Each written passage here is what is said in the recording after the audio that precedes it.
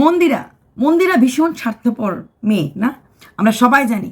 মন্দিরা স্বার্থ ছাড়া কোথাও মেশে না, কোথাও চেনে না। যার সাথে সম্পর্ক সবই স্বার্থের জন্য। যেমন এখন ইতিদি ইতিদি ইতিদি ইতিদি মন্দিরার বাড়িতে ইতিদির আগমন আর ইতিদি আসা মানেই মন্দির শুধু কাজ করায়। আচ্ছা বলুন তো, ইতিদি যদি কোনো রকম সাহায্য না পেত, কোনো রকম উপকার না পেত, তাহলে কি ইতিদি আসতো? ইতিদি কিন্তু পার ডে হিসেবে টাকা নেয়।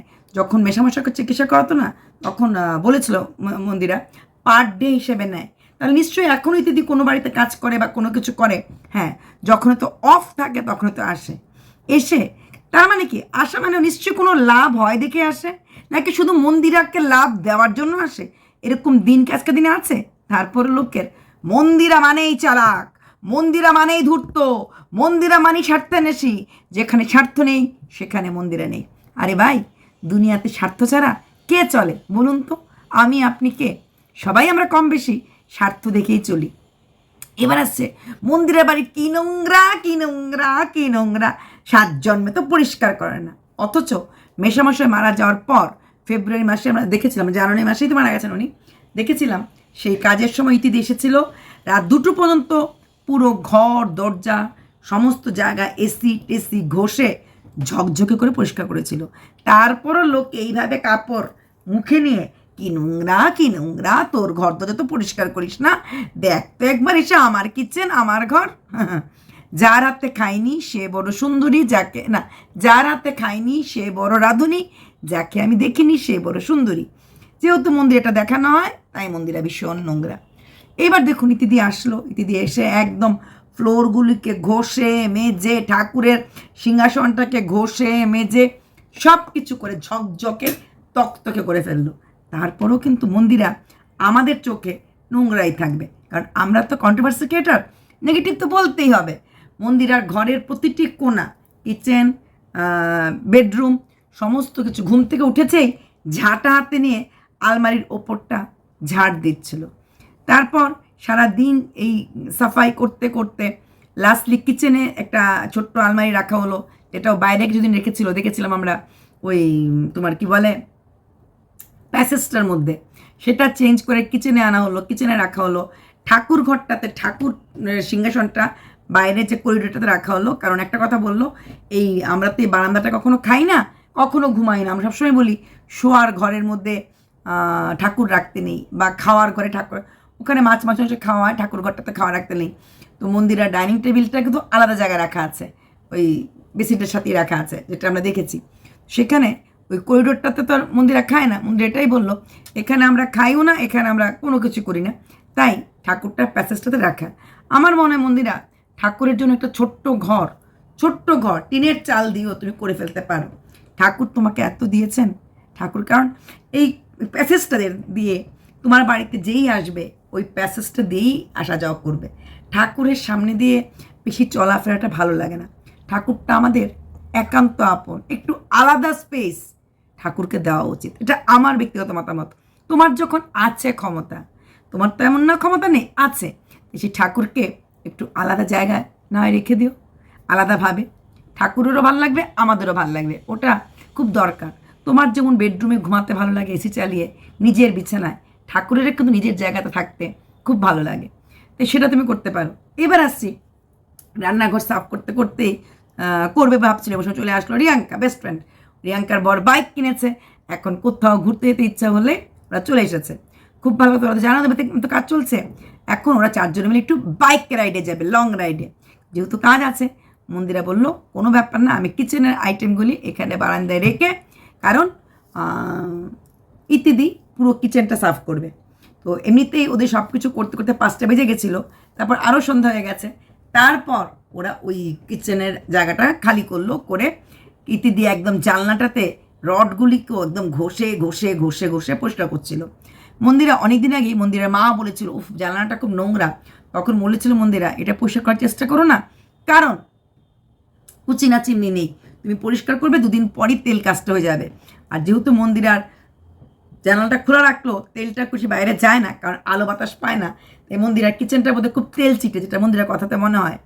তো তার জন্য মন্দির ডিসিশন নিল 2 দিনের মধ্যেই কুচিনা চিমনি লাগাবে। হ্যাঁ, ঘর যত ছোট কুচিনা চিমনিটা খুব দরকার, কুচিনা চিমনি লাগানো দরকার, সাথে রান্নাঘরে এক্সস্ট ফ্যানটাও লাগানো খুব দরকার। তাহলে ঘরটাতে আর তেল কাজটা হয় না। রান্না করার সময় কুচিনা চিমনি এক্সস্ট ফ্যান দিয়ে দিলে পুরো ঘরটা, তাও তেল তো পড়বেই, যেহেতু আমরা বেশি তেল খাই, বেশি রান্নাবান্না করি, তাও মন্দের ভালো। তাই মন্দিরা দুদিনের মধ্যে কুচিনা চিমনি, কারণ যেহেতু ইত্যাদি পরিষ্কার করে দিয়ে গেছে। আরেকটা কথা মন্দিরা বলল, মন্দিরা মনে মনে প্ল্যান ছিল একটা নতুন ফ্রিজ, একটা নতুন কুচিনা চিমনি আর ওয়াশিং মেশিন।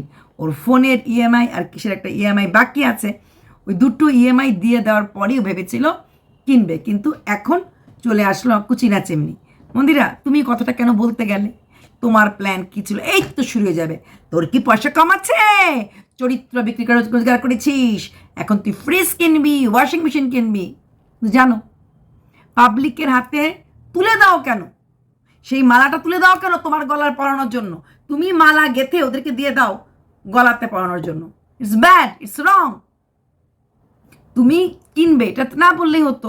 হ্যাঁ, আমার প্ল্যান ছিল কুচিনা চিমনি কিনবো অনেকদিন ধরে, কারণ তেল কাজটা আমার মনে আছে 2 বছর আগের কথা, যখন তোমার মা প্রথম এসেছিল তোমার বাড়িতে, তোমার মাও তোমার পুরো ঘর দরজা সাফ করছিল। যখন রান্নাঘর সাফ করছিল তখন তুমি বলেছিলে যে এখন রান্নাঘর করো না মা, কারণ করলে আমি একটা কুচিনা চিমনি কিনবো না, কুচিনা চিমনিটা কিনে নিই, লাগিয়ে নিই, তারপর না হয় তুমি ঘর দরজা সাফ করো। এটা ধরো এপ্রিল মাসের কথা, তাই না? তারপরেই তো জুন মাস থেকে তোমার জীবনে ঝড় থেকে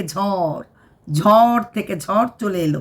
এটা তো এপ্রিল মাসে বলতো, মানে 2023 এপ্রিলেই তুমি কথাটা বলেছিলে। হ্যাঁ, মার্চ মাসে তুমি এসেছিলেন, তোমার মা তোমার কাছে এসেছিলেন মার্চ মাসে, ধরো মার্চের মাঝখানে বলেছিলে। তখন থেকে তোমার 2023 মাঝখান থেকে মাথায় চলছিল কুচিনা চিমনি, কিন্তু তুমি বলছিল কি ভুলটা করেছি এখন বুঝতে পারছি, কিন্তু তারপর তো হলো না। মার্চ গেল, এপ্রিলে ওইরকম মা মিল করাতে তারপর কোথায় ঘুরতে গেলে, ঘোরার থেকে আসার পরেই তো আবার ঘুরতে যাওয়ার সময়ই তো ঝড় উঠেছে, তুফান ঝড় সব একসঙ্গে উঠে পড়লো জীবনযাত্রায়। যাই হোক, এইবার তুমি অর্ডারই দিয়ে দিয়েছো, তোমার কুচিনা চিমনি আসবে এবং লাগিয়ে দেবে। হ্যাঁ, খুব দরকার। শোনো, তোমার সীতাহার দেখে লোকে জ্বলে, কুচিনা চিমনি দিয়ে জ্বলবে। তুমি মডুলার কিচেন করবে বলেছিলে, সেটা নিয়ে অনেকে জ্বলে গেছে। বোঝো না কেন?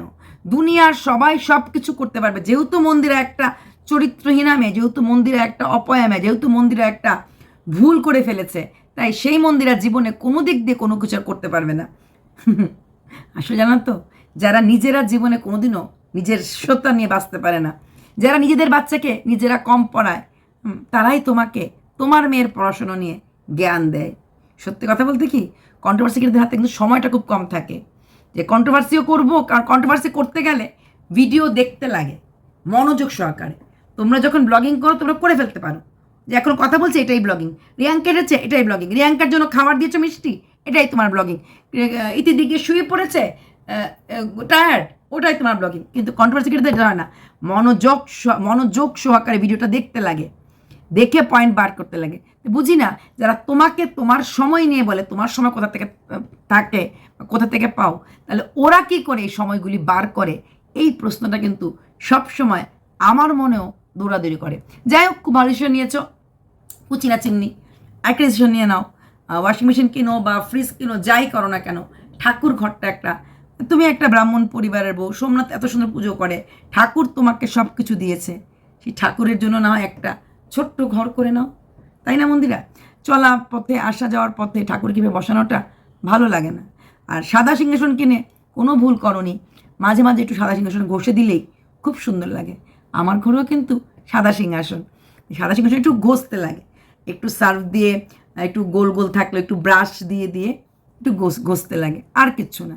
মাঝে মাঝে তো আমি কলিন দিয়েও করে ফেলি, তো ওরকম মাঝে মাঝে পরিষ্কার করলেই হয়ে যাবে। ঠিক আছে মন্দিরা, বোঝাতে পারলাম? আশা করি বোঝাতে পেরেছি। তাই মন্দিরা, পেটের কথা পেটে রাখো, সব কথা মনে বা মুখে বলে দিও না। ইতিদিকে এনেছো কাজ করাতে, তুমি ইতিদিকে যে কতটা টাকা দাও বা কত জিনিস দাও, এই যে তুমি বললো এগুলি সব তুমি নিয়ে যাও, এগুলি রেখে কি হবে, এই যে আগের বারও কত ব্যাগ, কত ড্রেস, কত কিছু দিয়ে দিয়েছো, এটা কিন্তু কেউ খেয়াল করবে না। দিয়েছিলি, কাজ করছিস তাই দিয়ে, আরে কাজ করেছে দিয়েছে। ইতিদি নিশ্চয়ই লস হলে পরে আসতো না, ইতিদিও নিশ্চয়ই বোকা না। তবে হ্যাঁ, সব লাভ সব লসে লোক প্রফিট দেখে না, অনেক সময় কেউ উইদাউট প্রফিটেও কিন্তু কাজ করে। হয়তো ইতি দিয়ে মন্দিরের সম্পর্কটা এরকম হয়ে গেছে যে উইদাউট প্রফিটও কাজ করে। হয়তো দিদি ভাইকে দিদি ভাইয়ের মতোই করেই দেখে, তাই না? ওই দিদিকে দিদির মতো করেই দেখে।